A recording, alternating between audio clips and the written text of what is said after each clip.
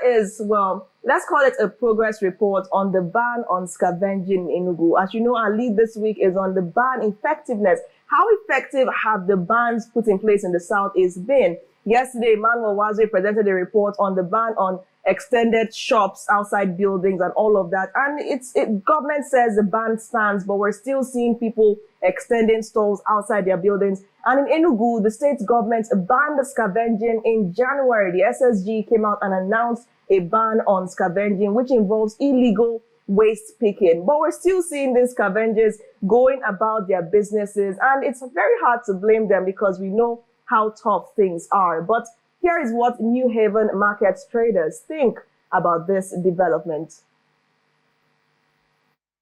Traders at New Haven Market in Enugu have decried the negative impact of scavenging on their environment. This complaint comes despite the ban on scavenging and cart pushing by the state government in January this year, raising questions about the effectiveness of the ban. So near not to the Tangalatoto. Even that does be now, have help with that one. So with me, that one a drama.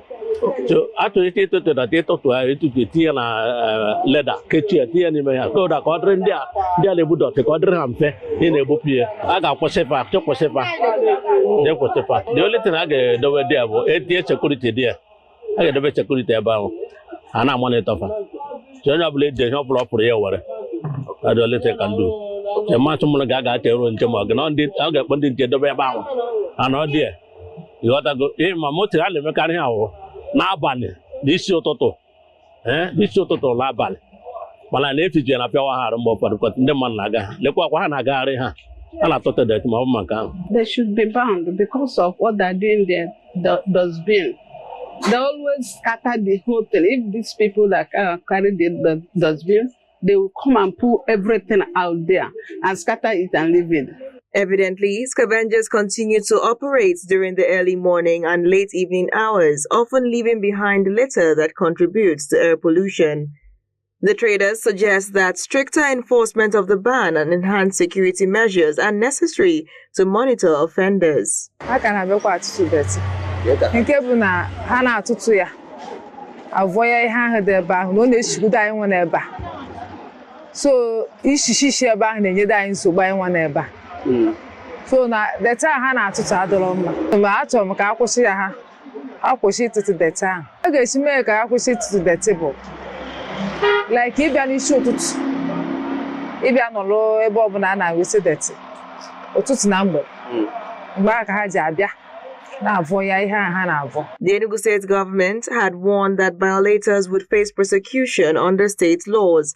The State Commissioner for Environment, Professor Sam Ugwu, had also warned that scavengers stay out of waste disposal units in an interview on the Afia Morning Show shortly after. However, the effectiveness of the ban is still in question. And there you have it, live from the streets of Enugu. Scavengers are still on the prowl, still in our waste bins.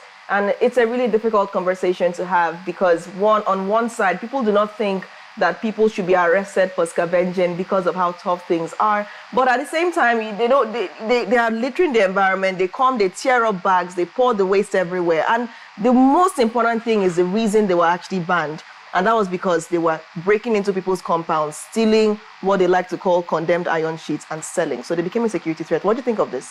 Wow, that's very, very, very sad. That's one.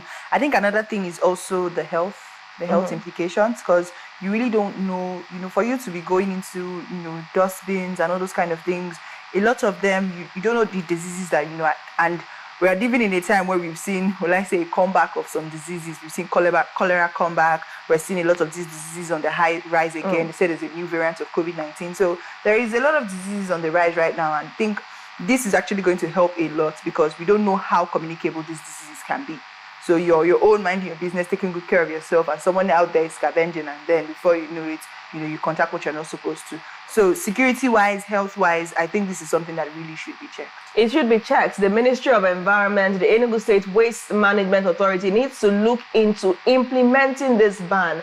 It was viral in January. We had interviews about it. We communicated about it. But now we're obviously seeing that the scavengers are still on the loose and not much is being done to checkmate them, because it's not just about making them lose their livelihoods. But there should be alternatives provided for them. There should be some kind of sensitization done, or they can be used. And Nnamdi was suggesting back then in January that they should probably be taken to a dump site and they should help sort waste or something, if that's what they're used to and that's what they like to do, because it's really important that we examine why this business continues to thrive. The ecosystem must be massive. They must be taking this waste to someone somewhere to sell, and they're making some kind of money. But like Favor rightly pointed out, it is dangerous to their health and those of others who are exposed to air pollution as a result of these what we can now call illegal waste picking. But we'll keep following up on it, and hopefully we'll get a comment from the government on what it's doing